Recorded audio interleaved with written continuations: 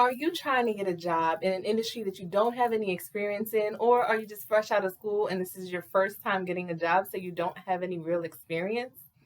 But the problem is, every job posting you see says must have experience, at least 1 to 2 years of experience, at least 6 months of experience. So, how on earth are you supposed to get the job when you don't have any experience, but you have to start somewhere? That's you. You need to watch this video to the end because I'm going to give you some real life tips that I've used personally and I know work when you don't have any experience, but you're trying to get a job.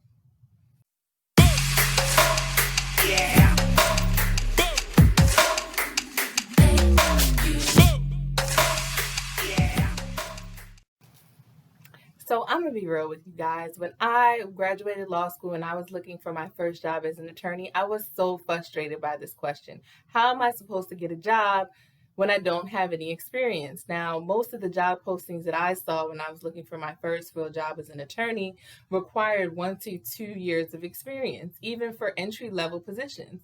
So I was thinking to myself, well, I see all these successful attorneys out here and they must have started somewhere. I mean, I can't make this experience up. So, how am I supposed to market myself for these jobs that require experience when I just don't have any because I just graduated from law school?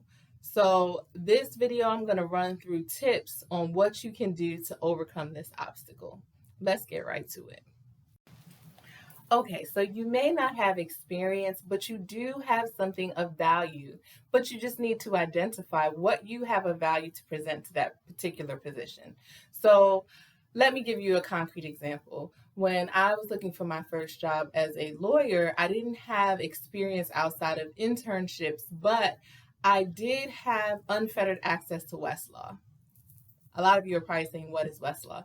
Westlaw is let's just call it a legal search engine that we as attorneys use to look up cases and legal articles. And it's very, very valuable to attorneys, especially litigators.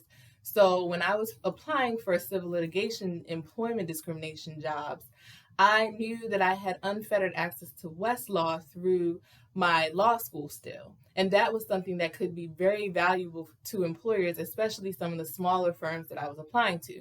So when I would write my cover letter, I would specifically state that in the cover letter that I have unfettered access to Westlaw and a very extensive amount of experience using Westlaw for legal research.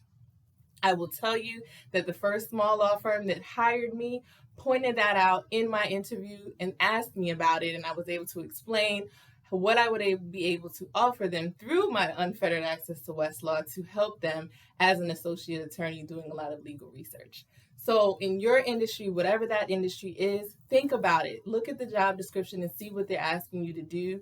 And I'm sure you have something of value. It may not be the same as a legal search engine because it's going to be different for your industry, but you need to think of that thing that you can present to that employer and say, hey, I may not have the 1 to 2 years of experience that you're looking for, but I do have this, and explain how it would be helpful to that employer and how it would make you an even bigger asset to their company if they decide to hire you for the position.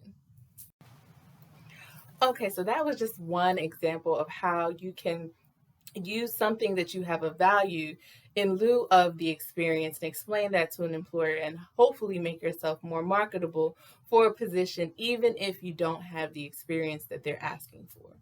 Now, that's not the only thing that you can do, and I've actually made a list of things that I think you could offer to an employer and explain to an employer if you don't have the experience and still be considered for the position and potentially even hired. I'll tell you from experience, I applied for positions that I did not think I would be qualified for because of the amount of experience they were asking for. I used some of these same tips and I got the job. So don't let experience be a deal breaker when you're looking for a job straight out of school, or you're trying to switch from one industry to another, and the new industry that you're entering into, you don't have any experience. A lot of the jobs that you see may require experience, but don't let that discourage you from applying.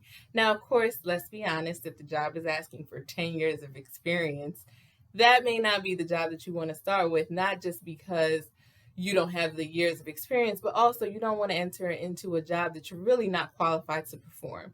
So when I talk about these tips for entry level positions, you may not have the 1 to 2 years of experience, but it may still be a job that you can handle. Look at the job description and be honest with yourself, and also be honest with the employer. I can tell you from experience, employers do like honesty when they're going through the trouble of interviewing candidates for a position. They want to make sure that it's the right fit, and you want to make sure it's the right fit for you as well. So when you're thinking about things that you can offer the employer of value in lieu of experience, also evaluate the job description and see if, even without the experience, this position would be a good fit for you.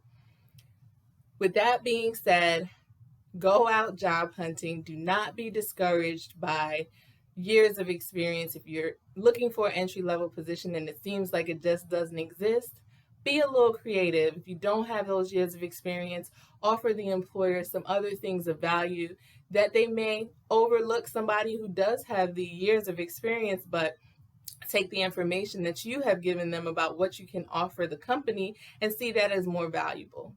If you like this video, make sure you hit the subscribe button and also hit the bell. We post new videos every single Sunday about topics like this one and a range of other topics that may be of interest to you. Hope to see you back on TXC Tells All. Take care.